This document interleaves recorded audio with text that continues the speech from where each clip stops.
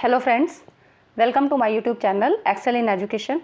Friends, आज की इस वीडियो में हम लोग बात करेंगे यूजीसी नेट पेपर फर्स्ट के लिए आपके मोस्ट इम्पॉर्टेंट करेंट अफेयर्स और फैक्ट्स की। ठीक है, दोनों चीज़ों को हम डिस्कस करेंगे जो कि बहुत ही इम्पॉर्टेंट है आपके एग्ज़ाम्स के लिए। और इसके पहले भी मैं काफ़ी वीडियो बना चुकी हूँ जो कि आपकी करंट अफेयर्स से रिलेटेड थी, तो आप प्लेलिस्ट में जाके देख लीजिएगा। डिस्क्रिप्शन में प्लेलिस्ट का लिंक दिया हुआ है, ठीक है, आप वहाँ से देख लीजिएगा। आपके लिए काफ़ी हेल्पफुल होंगी वो वीडियो, क्योंकि एक वीडियो में तो सारा कुछ कवर कराना मुश्किल होता है। और आपके एनवायरनमेंट से पीडीई जो आपकी यूनिट है और हायर एजुकेशन से आपके करंट अफेयर के क्वेश्चन आते हैं, ठीक है, और आईसीटी से भी। तो वो चीज़ें मैंने यहाँ कवर की हैं, आप देख लीजिएगा। चैनल पे नए हैं तो सब्सक्राइब ज़रूर कर लीजिए ताकि आने वाली वीडियो की नोटिफिकेशन आपको मिलते रहें। और वीडियो पसंद आए तो शेयर लाइक ज़रूर करिएगा। चलिए फ्रेंड्स, हम लोग देखते हैं कौन कौन से ऐसे फैक्ट्स हैं और करंट अफेयर। तो देखिए, पहला है राष्ट्रीय स्वच्छ वायु कार्यक्रम। तो वायु प्रदूषण की समस्या के समाधान के लिए केंद्रीय पर्यावरण, वन और जलवायु परिवर्तन मंत्रालय द्वारा ये 2019 को राष्ट्रीय स्वच्छ वायु कार्यक्रम, national clean air programme NCAP जिसको कहा जाता है, इसका शुभारंभ किया गया था। और इसी को पार्टिकुलेट मैटर PM जिसको बोलते हैं, PM 2.5, PM 10, इनकी सांद्रता में, सांद्रता मतलब कंसंट्रेशन, 2024 तक 20 से 30% की कमी का लक्ष्य रखा गया है। ठीक है, तो यहाँ पर ये चीज़ आपको ध्यान रखने की है कि इससे संबंधित क्वेश्चंस काफ़ी आ रहे हैं, तो आप इसको याद रखिएगा कि जो पार्टिकुलेट मैटर हैं इनकी जो कंसंट्रेशन है, इसमें कमी करने का लक्ष्य कितना है, टाइम पीरियड कितना है, 2024। ठीक है, आगे देखते हैं PM 2.5 और PM 10 क्या होते हैं। देखिए, इसका आकार से मतलब होता है 2.5 माइक्रोमीटर। तो ये क्या होता है कि इतने छोटे होते हैं तो आसानी से सांस के साथ शरीर के अंदर जाके गले में जो है प्रॉब्लम पैदा करते हैं, जैसे कि खराश, फेफड़ों को नुकसान होना, जकड़न। ठीक है, और इसका एक इंस्ट्रूमेंट होता है एम्बिएंट फाइन डस्ट सैम्पलर, इससे नापते हैं। और उसी तरह से PM 10 ये क्या है, रिस्पायरेबल पार्टिकुलेट मैटर, इनका 10 माइक्रोमीटर से कम शेप होता है और ये भी शरीर के अंदर पहुंच के बहुत सारी बीमारियां फैलाते हैं। तो इस तरह से इसका ये उपकरण होता है PM 10। ठीक है, आगे देखते हैं।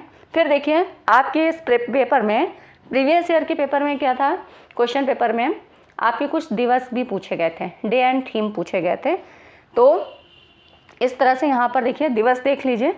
तो ये आप देख सकते हैं, विश्व वानिकी दिवस 21 मार्च है, विश्व जल दिवस 22 मार्च है, और जो सबसे ज़्यादा पूछे जाते हैं, विश्व पर्यावरण दिवस सभी को पता है 5 जून, जैव विविधता दिवस 22 मई का है, और ओजोन दिवस 16 सितंबर है, विश्व पर्यावरण दिवस अक्टूबर प्रथम सोमवार है, पशु दिवस 4 अक्टूबर है, और विश्व खाद्य दिवस 16 अक्टूबर है। फिर ये है आपका 19 नवंबर शौचालय दिवस। ठीक है, ये सभी क्या है, प्रदूषण से और पर्यावरण से संबंधित हैं। ठीक है, तो ये आप जो है मेन है, ये यहाँ पे मैंने दे दिए हैं, आप देख सकते हैं, एक बार देख लीजिएगा। नेशनल एयर क्वालिटी इंडेक्स, ये क्या होता है, बहुत इंपॉर्टेंट है, पिछली बार भी एक क्वेश्चन पूछा गया था। ठीक है, तो इसमें हम देखते हैं कि ये 2015 को नई दिल्ली के विज्ञान भवन में राज्यों, वन और पर्यावरण मंत्रियों के सम्मेलन के दौरान प्रधानमंत्री मोदी जी द्वारा राष्ट्रीय वायु गुणवत्ता सूचकांक, मतलब इसी को national air quality index NAQI कहते हैं, इसका शुभारंभ किया गया था। और ये किस लिए शुरू किया गया था, प्रदूषण की निगरानी करना और रोकथाम करना। ठीक है, इसके अंतर्गत राष्ट्रीय वायु गुणवत्ता सूचकांक के अंतर्गत 8 प्रदूषक निलंबित धूल कण, इन्हीं को पार्टिकुलेट मैटर कहा था, जो हमने आगे पढ़ा था, PM 10, और सूक्ष्म धूल कण PM 2.5। देखिए, ये कह रहा है सस्पेंडेड डस्ट पार्टिकल, निलंबित धूल कण जिसको, तो ये PM 10 है, और सूक्ष्म धूल कण PM 2.5, उनके मतलब वही साइज जो कि बताया गया था, nitrogen dioxide NO2, ozone O3, carbon monoxide CO, sulphur dioxide SO2 और NH3, अमोनिया और लेड। ठीक है, ये जो हैं 8 ये पॉल्यूटेंट्स, ये मटेरियल थे। इनके आधार पर देखिए, फिर इनकी उपस्थिति की मात्रा के आधार पर वायु की गुणवत्ता का मापन जो करके 6 गुणवत्ता स्तर और उनके पृथक रंग कोड निर्धारित किए गए। रंगों के आधार पर यह डिसाइड किया गया कि कौन सा कितना हार्मफुल है, कितना प्रदूषक है, कितनी प्रदूषण की मात्रा ज़्यादा है। जैसे कि अगर ग्रीन है तो वो क्या है, गुड, और इसी तरह से धानी कलर का मतलब ग्रीन से थोड़ा कम, हल्का लाइट ग्रीन, तो वो सेटिस्फैक्ट्री संतोषप्रद है। येलो कलर है तो मॉडरेटली पॉल्यूटेड है, नियंत्रित प्रदूषण है। खराब है तो नारंगी कलर का है, ठीक है। और लाल रंग का है तो अत्यधिक खराब है। कत्थई गाढ़ा भूरा है तो चिंताजनक। इससे संबंधित क्वेश्चन पिछली बार आया हुआ था, ऐसे ही मतलब ये दे रखा था और उसमें पूछा था कि ये किसके अंतर्गत आता है, कलर का कोड दे रखा था। फिर देखिए नेक्स्ट स्कीम है स्माइल योजना। ये भी 2022 की स्कीम है। नई दिल्ली में सामाजिक न्याय और अधिकारिता मंत्रालय द्वारा स्माइल योजना को लॉन्च किया था। स्माइल मतलब इसका फुल फॉर्म देखिए, support for marginalised individuals for livelihood and enterprise. और इसका उद्देश्य क्या था? ट्रांसजेंडर समुदाय और भीख मांगने के कार्य में संलग्न लोगों को कल्याणकारी उपाय प्रदान करना। स्माइल ऐसे याद रखिएगा, खुशी देना, ठीक। सहस्त्र ट्री, ये क्या था जिसको सहस्त्र ट्री क्रे XC40, तो ये क्या है? भारत का पहला पेटाफ्लॉस सुपर कंप्यूटर है, ये ICT का आ गया, ठीक है। अब इसमें क्या था, मैंने कहा था कि आपको करंट अफेयर और फैक्ट्स दोनों चीज़ें यहाँ पे दी जाएंगी क्योंकि क्वेश्चन दोनों से ही आते हैं, तो ये आप देखते चलिए, ठीक है। अब यहाँ पर देखिए जो इसकी जो थ्योरेटिकल पीक परफॉर्मेंस है वो क्या है? 1.2 पेटाफ्लॉप्स है। पेटाफ्लॉप्स क्या है? तो फ्लॉप्स मतलब होता है फ्लोटिंग पॉइंट ऑपरेशंस पर सेकेंड। ये कंप्यूटर की परफॉर्मेंस जो मेजरमेंट के मापन की इकाई है, ठीक है। और ये सुपर कंप्यूटर भारतीय विज्ञान संस्थान बेंगलुरु, तो यहाँ पर सुपर कंप्यूटर शिक्षा अनुसंधान केंद्र SERC, super computer education and research centre Bengaluru में ये स्थित है, ठीक है। तो मालूम चल गया भारत का पहला पेटाफ्लॉप्स सुपर कंप्यूटर सहस्त्र ट्री, इसका नाम याद रखिएगा क्रे XC40। नेक्स्ट है राष्ट्रीय आपदा प्रबंधन योजना। ये 2016 को प्रधानमंत्री जी द्वारा भारत में पहली राष्ट्रीय आपदा प्रबंधन योजना, ठीक है, नेशनल डिजास्टर मैनेजमेंट प्रोग्राम, इसकी या प्लानिंग घोषणा की गई थी। ये आपदा प्रबंधन चक्र के सभी चरणों के लिए एक रूपरेखा और सरकारी एजेंसियों को दिशा प्रदान करती है। इसमें वही आपदा प्रबंधन के जो रोकथाम है उनके बारे में बात की जाती है। और इसकी मेन जो क्वेश्चन इसका बनता है, पिछली बार भी आया था, ये यहाँ से बनता है कि इस प्राधिकरण की जो अथॉरिटी है इसकी अध्यक्षता राष्ट्रीय स्तर पर प्रधानमंत्री द्वारा होती है, राज्य स्तर पर मुख्यमंत्री जी द्वारा होती है, और जिला स्तर पर क्या है? जिला कलेक्टर के द्वारा, और स्थानीय स्तर पर स्थानीय निकायों के अध्यक्ष, लोकल लेवल की जब बात होती है तो यहाँ के लोकल लेवल के अध्यक्ष यहाँ का व्यवस्था करते हैं, ठीक है, अध्यक्षता वही करते हैं। तो ये क्वेश्चन आपको समझ में आ गया, इसीलिए ये मैंने शॉर्ट में बनाया है ताकि आपको बिल्कुल समझ में आ जाए। आपके लिए वीडियो बहुत हेल्पफुल होगी, पूरा देखिएगा, स्किप बिल्कुल मत करिएगा, ठीक है।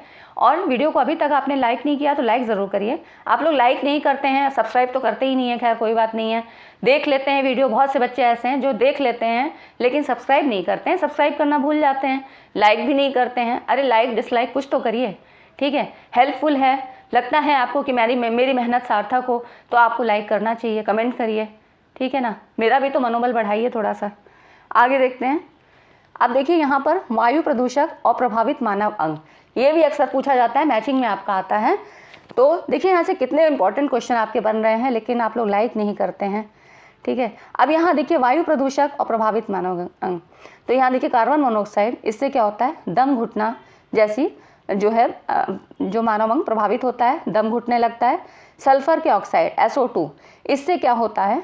आँख, नाक, गले में जलन, श्वास फूलना, इस तरह की प्रॉब्लम होने लगती है। क्लोरोफ्लोरोकार्बन CFC, यहाँ से होता है त्वचा रोग, कैंसर, मोतियाबिंद, ठीक है। उसके बाद लेड, सीसा, तंत्रिका तंत्र, ठीक है। कैडमियम से क्या प्रॉब्लम होती है? रक्तचाप और हृदय की प्रॉब्लम होती है। बेंजीन से क्या है? कैंसर का खतरा होता है। क्लोरीन से क्या होता है? आँख, नाक, गले की बीमारी और श्वास रोग होता है। हाइड्रोक्लोराइड, दांतों के रोग होते हैं। और पारे की वाष्प, दंत क्षय, ठीक है, डेंटल डिके। तो ये हो गया आपके वायु प्रदूषक और उनसे कौन कौन से अंग प्रभावित होते हैं, एक क्वेश्चन जरूर आता है। फिर देखिए अब यहाँ पर कुछ वर्ष और अधिनियम दिए हुए हैं। ये पारिस्थितिक तंत्र का है, इकोसिस्टम का आपका। तो यहाँ पर देखिए जो मेन थे उनको हमने यहाँ पे ले लिए हैं। देखिए 1972 में भारतीय वन्य जीव संरक्षण अधिनियम आया था। फिर ये मतलब बिल्कुल 2-2 नंबर के क्वेश्चन आपको ऐसे ही मिलने वाले हैं। एक ही वीडियो से कितनी चीज़ें आपकी कवर हो गई हैं, है ना। तो लाइक ज़रूर करिए फ्रेंड्स, लाइक करिए, शेयर करिए, सब्सक्राइब करिए। 1980 में देखिए वन संरक्षण अधिनियम ये आया था। फिर 1986 में बहुत इंपॉर्टेंट पर्यावरण संरक्षण अधिनियम, या इसी को छाता अधिनियम, अम्ब्रेला लेजिस्लेशन कहा गया, ठीक है। 2006 में अनुसूचित जनजाति और अन्य पारंपरिक वनवासी वन अधिनियम ये आया था। ऊपर के 3 बहुत इंपॉर्टेंट हैं, यहाँ से अक्सर क्वेश्चन पूछा जाता है। अब नेक्स्ट देखते हैं, ये करंट का है, सकुराजिमा ज्वालामुखी। ये जुलाई 2022 में आया था। कहाँ पे? जापान के मुख्य दक्षिणी द्वीप क्यूशू में सकुराजिमा ज्वालामुखी विस्फोट हुआ था। मुख्य बात क्या है कि ये सक्रिय ज्वालामुखियों में से एक है, और कहाँ पे है? तो क्यूशू के मुख्य दक्षिणी द्वीप पर सकुराजिमा सबसे सक्रिय ज्वालामुखी है और बार बार विस्फोट होता है। ये एक सक्रिय स्ट्रैटो ज्वालामुखी है, ठीक है। इसके बारे में इतनी इन्फॉर्मेशन काफ़ी है। हरियाली महोत्सव ये हुआ था 8 जुलाई 2022 को।